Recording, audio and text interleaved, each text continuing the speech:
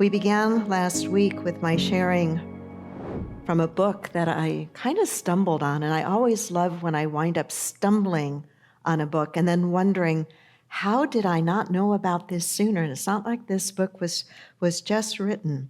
If the church were Christian, rediscovering the values of Jesus. Some of the people who have endorsed this book have written such things as this. This book asks the daring questions. What if Christians actually began to take their Christ seriously? The answer would change the world. From Barbara Brown Taylor, the chapter titles alone are worth the price of this book. Whether you pray them by yourself or discuss them with others, they chart the distance between two very different ways of receiving God's good news. The chapter titles alone, let me just read them to you because we're going to be exploring all of them over the course of this month. So last week, despite the initial concerns and worries I had about starting such a series on Easter Sunday morning, you seemed to respond well to it. Was Jesus would be a model for living rather than an object of worship if the church were Christian. Affirming our potential would be more important than condemning our brokenness.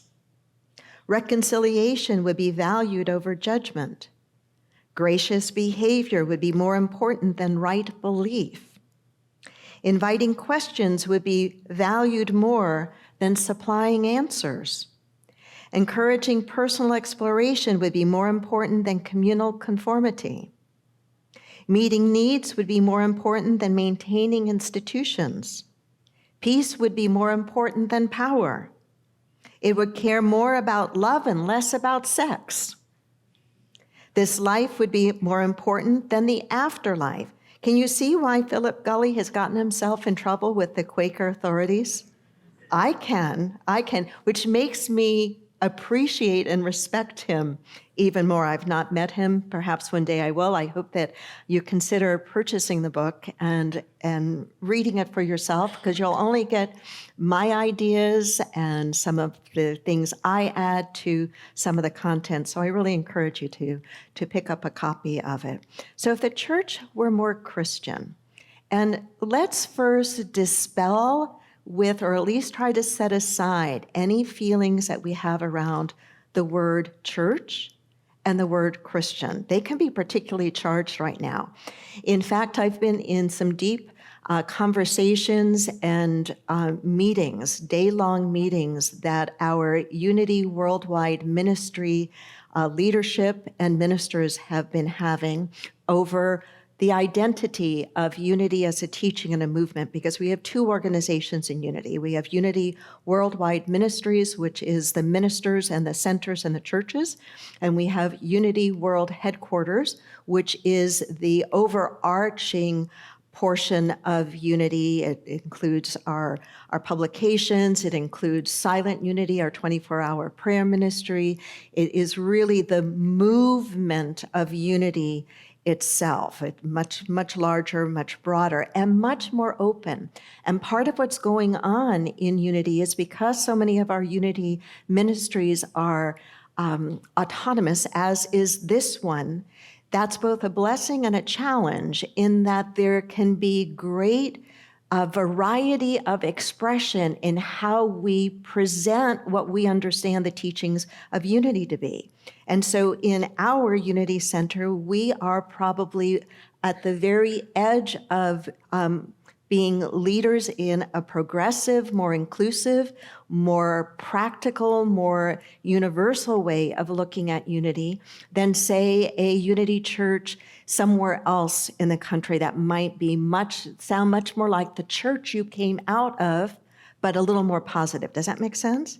And so part of what is up for unity for some Unity ministers is around this very word Christian.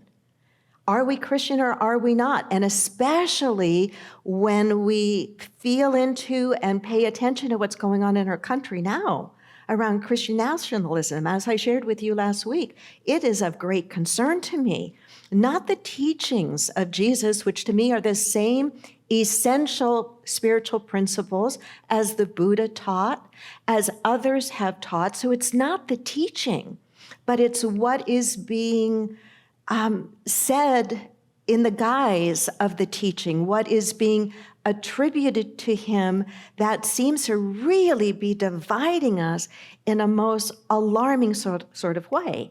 And so as we explore the concepts in this book together, if you have any baggage or concern around the word Christian, try to put it aside. Because what we're really trying to understand together is what do we think this man, Jesus, who was a remarkable teacher, what do we think he really stood for? What do we think he was really trying to help us understand? Does that make sense?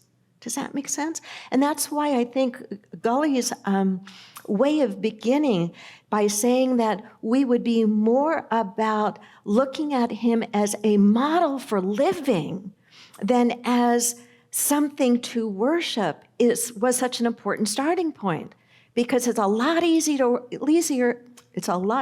to be a fan than a follower, a lot easier to worship than to really say, I'm going to try to understand the principles and I'm going to try to live by them. And so today we're looking at the idea of affirming our potential would be more important than condemning our brokenness. So much in the church, the traditional church, and certainly the more fundamentalist church, focuses on condemning our brokenness, right? Absolutely, condemning our brokenness. And think about this. These are not his words, these are mine.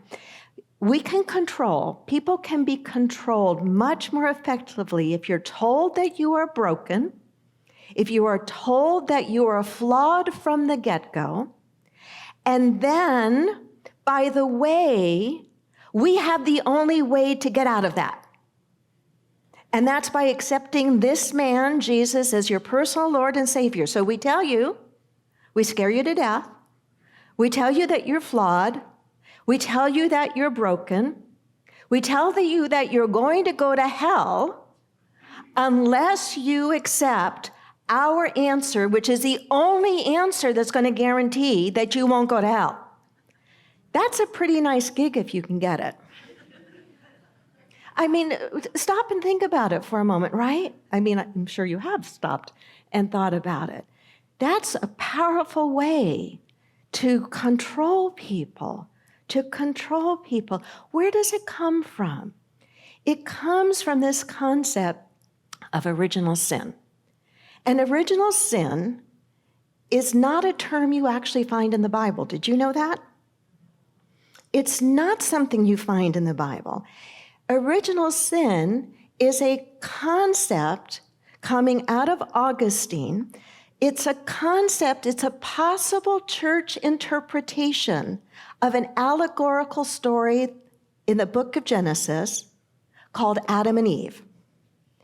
It is an interpretation of taking, that's not an interpretation, it's taking that allegorical story. Allegorical means it's not literal, but it's taking that story literally and saying that because in that story, Adam and Eve are the very first people, and they were told by God that here is a tree in the middle of the Garden of Eden, the tree of the knowledge of good and evil. You can have anything you want in this garden, but don't touch anything from that tree. What does any parent know? The minute you tell your child, at least of a certain age, you can have anything but, what do they want the most? Whatever followed that but, right? So we have this allegorical story. We have Adam and Eve that we're told are the very first people created. We have God telling them you can have everything but, and then we have them doing what they were told not to do. That is the origins of the story, the church teaching of original sin, that because Adam and Eve disobeyed a command from God, and we are all descendants from Adam and Eve, therefore their sin carries through to us, and we are born in original sin. Again, a really nice gig if you can get it. if you can keep people from engaging their critical thinking minds, and critical thinking doesn't mean judgmental, it means discerning. It means discerning. It means bringing the best of your thinking, the best of your mind to bear on what you're being told or what you are reading. What many people also don't realize is that not only is original sin not a teaching words to be found in the Bible, but that story of Adam and Eve is actually a second creation story. It's not the first creation story. And in the first creation story, we are told something quite different. We are told that we are made in the image and after the likeness, not of Adam and Eve, but of God. But of God. And so we can say that whether we're talking about Christianity or I suppose really any other spiritual tradition, we could say that there are two paths that a tradition can take. And one in Christianity is certainly the emphasis on condemning our brokenness, attaching to that interpretation of the story of Adam and Eve and saying that that's what is true of every human being, and we've got the answer to wipe that out, and it's if you believe as we believe and accept this person as your personal Lord and Savior. Or you have the other path, which is affirming the potential of every human being, grounded in the idea that we are made in the image and after the likeness of God, of Spirit. The difference of original sin or original blessing is core to Gully's point that if the church were Christian, affirming our potential would be more important than condemning our brokenness. Two progressive Christian authors, David Felton and Jeff Proctor Murphy, wrote these words: "Far from being fallen creatures trying to return to a mythical Eden, human beings are emerging as a species." Let me start this over. Far from being fallen creatures trying to return to a mythical Eden, human beings are emerging as a species from more primal and baser instincts to become more responsible and mature beings. Those are powerful words. Those are powerful words. Far from being fallen creatures, we are emerging as a species from more primal and baser instincts to become more responsible and more mature beings. If you think about just the evolution of humanity, for as much as we can see is still, what's the word I'm looking for? We still have a long way to go to be that beautiful, loving, inclusive light for all people at all times. But if you think about the progression and how we as people walking on the planet have evolved and changed, I think we are becoming better versions. I think we are becoming more conscious. I think we are learning how to be more understanding. We are learning how to be more inclusive. We are learning how to be more loving. There is some progression. I was deeply influenced over the almost 2 decades of serving on the board for the Association of Global New Thought. One of the other board members on that organization was the futurist Barbara Marx Hubbard, a woman whose work and mind and heart and being was one I admired and respected tremendously. She was largely influenced by Buckminster Fuller. She was truly a futurist and really believed that the crisis that we see in the world today and on the planet today are evolutionary drivers to help bring forth a new, higher expression of the human family. I don't know of anything more inspiring than holding on to that. That the very things that can cause us to be worried and upset or afraid or angry can be the very evolutionary drivers to help humanity emerge and progress to a higher state of being, a better way of being, a more loving and inclusive and tolerant way of being. There was a pivotal moment in Barbara Marx Hubbard's young life, and that pivotal moment was the dropping of the atomic bomb. It molded and shaped her thinking in a very powerful way.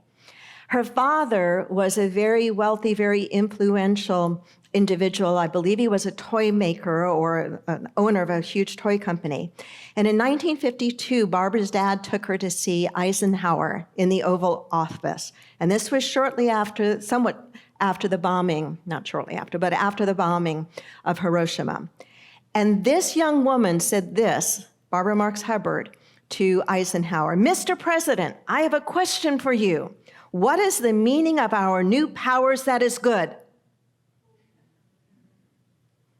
She wrote about this in many of her books and spoke about it, even from this platform.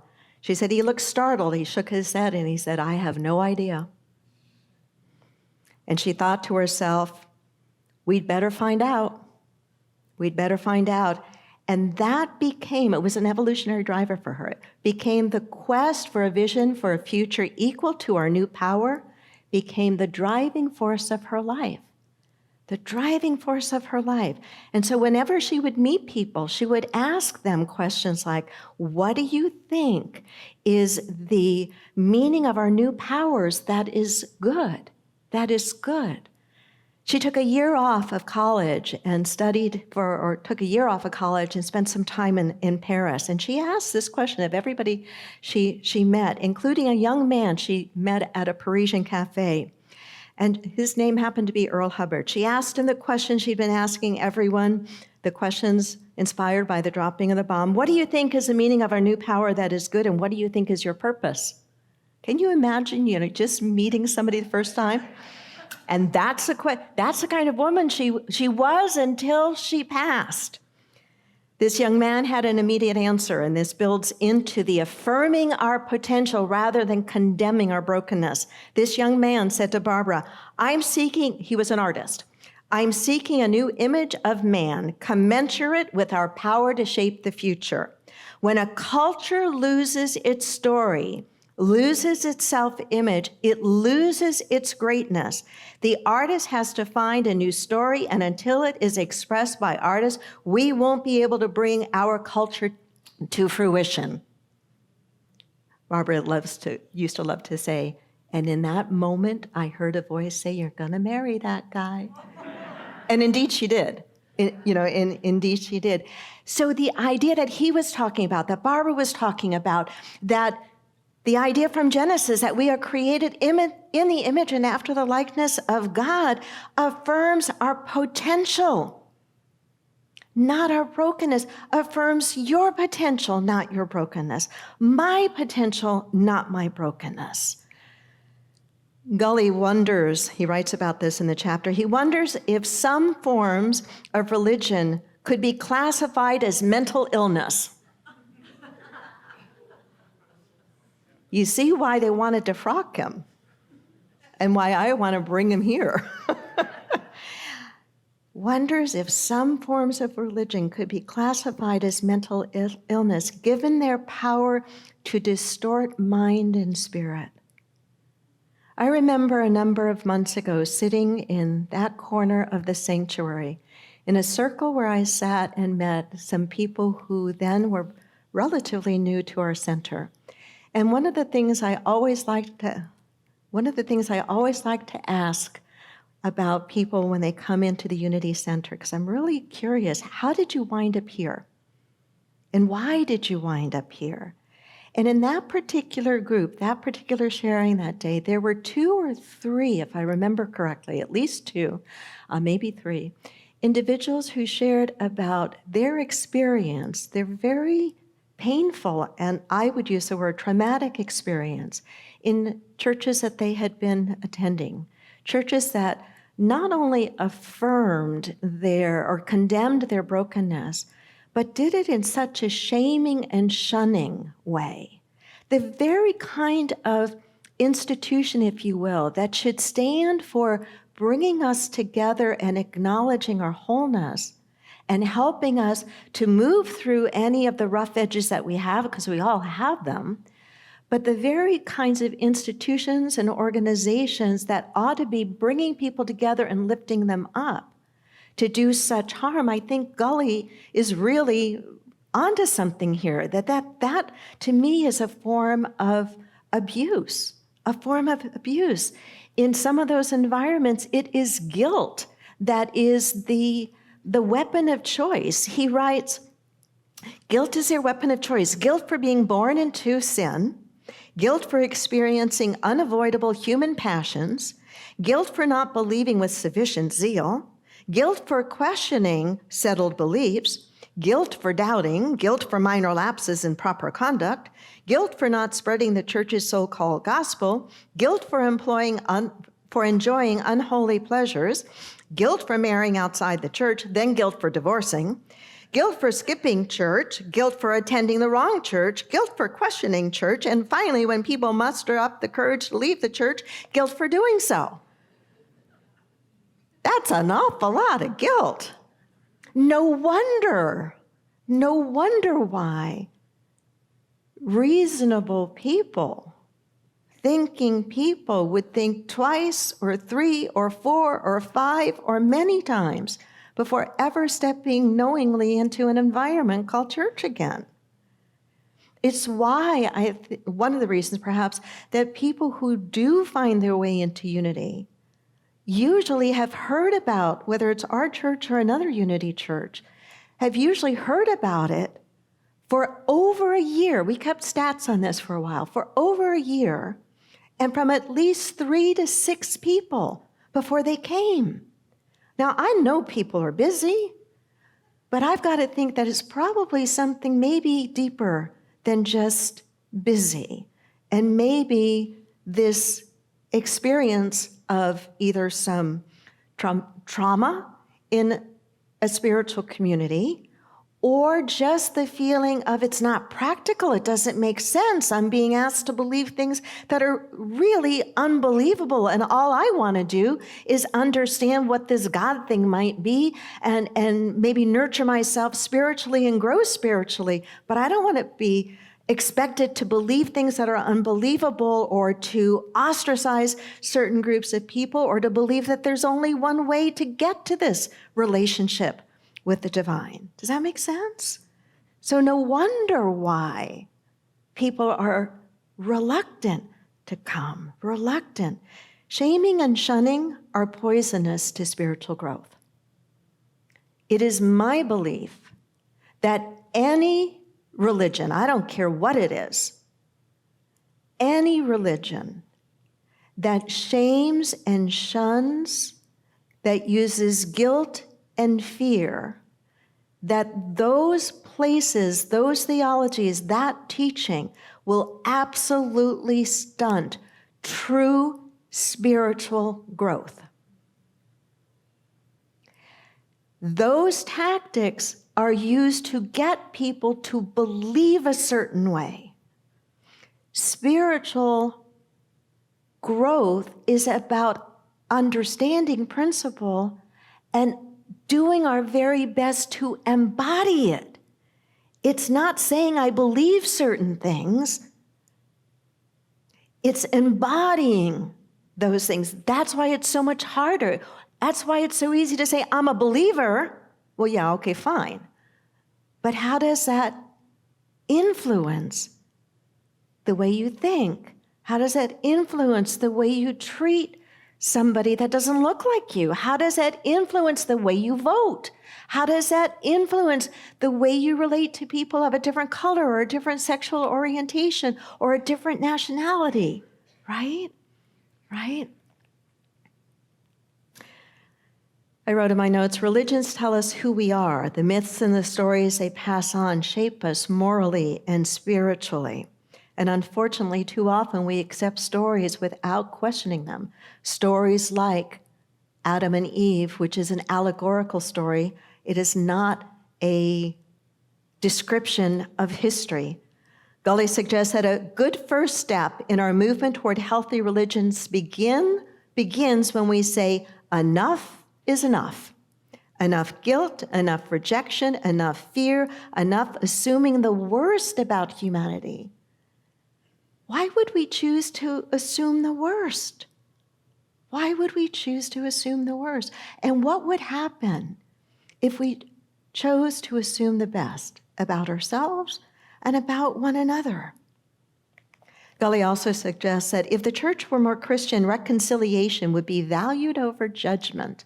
Reconciliation, making amends, forgiving would be valued over judgment. Valued over judgment. I remember a statement of Mother Teresa's, if you judge people, you have no room to love them. If you judge people, you have no room to love them. Reconciliation would be valued over judgment. Where does this idea of judgment come in so strongly in religion? Well, I think in our context, in the Judeo-Christian culture, we can say it comes from the Bible itself. When you read the Bible, God's pretty judgmental. God needs therapy. The God in the Bible, yeah, or to be jailed. I mean, have you read the Bible? Some of you haven't. And wait a minute, the way I said that could sound guilt-producing. I don't mean it like that. But if you have read the Bible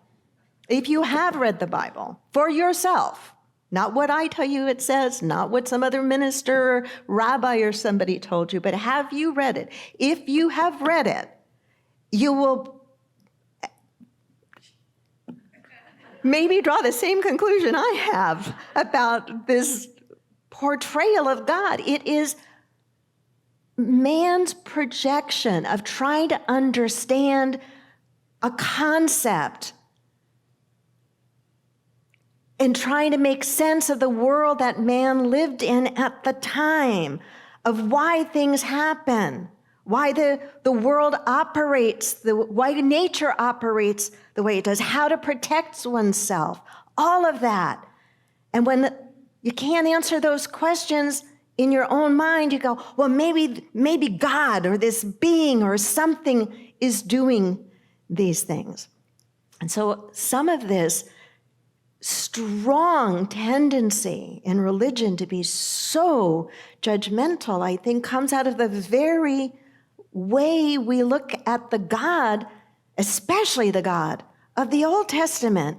Really angry, messed up, judgmental guy. Really and truly, really and truly.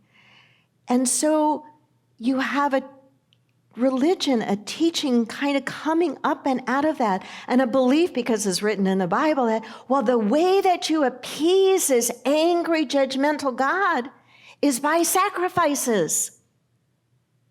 Don't read Deuteronomy on an empty stomach. By sacrifices, all kinds of horrific things, right? And that maybe if you did it just right, you would appease this angry God, and you better, because otherwise that angry God might do the same to you. And then you have the church layering on its beliefs and traditions and interpretations, and the church in the Middle Ages stepping in and saying, we can be the intermediary between you and this angry, judgmental God.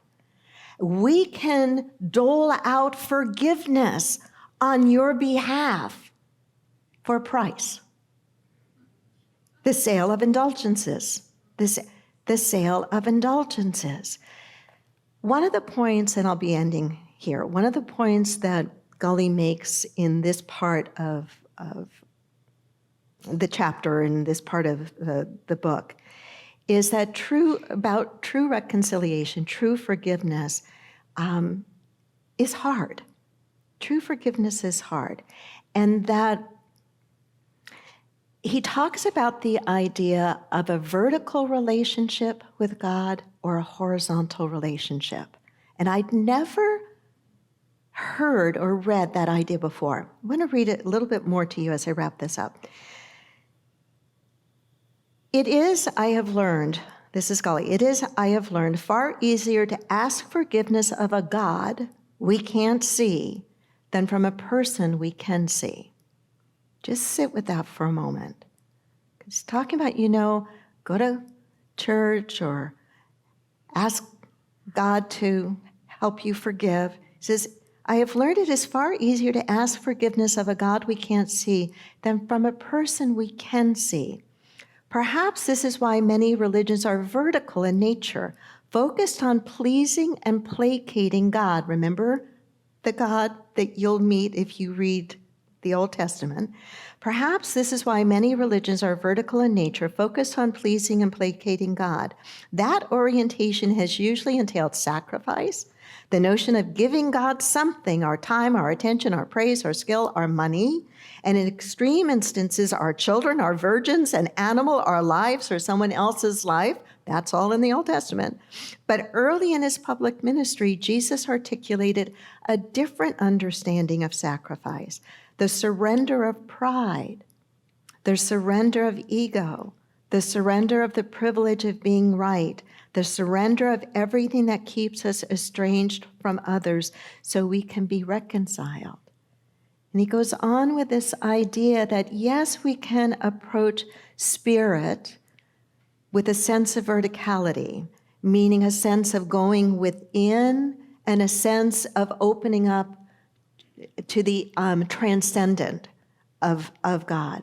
But he says in the area of reconciliation, because if the church were more Christian, we would be more about reconciliation than judgment. We would not be so concerned about judging one another, but we would be finding a path to reconcile our differences, to approach one another with an open heart, to approach one another with an energy of forgiveness.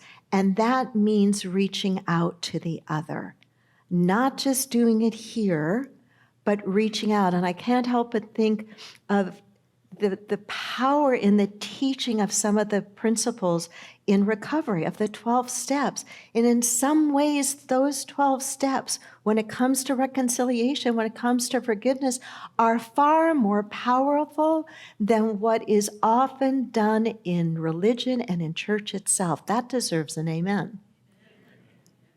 So as I close, what does this mean for us? Affirming our potential, not condemning our brokenness. I think it's helpful to look at it in two ways. I think it's helpful to look at it for ourselves individually. I don't know how you are with yourself, whether you are hard on yourself when you make a mistake, when you fall short of your own goals, when you think about maybe things you have done that were wrong, that you have regret over. I don't know if you focus on condemning those things in yourself and beating yourself up for them, or whether you focus on and affirm your own potential and the potential to make right anything that you may have done that you think is wrong, to reach out, to reconcile, to do what you can on your side of things. Doesn't mean that it will resolve everything. You can do everything right. You can, if you've wronged somebody and you seek for reconciliation, you seek amends, you can do everything with the right heart, the right motive.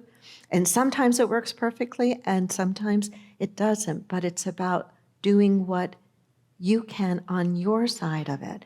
So I said it's about two paths: affirming our potential, not condemning our brokenness, looking at it ourselves individually, but then also how we treat one another.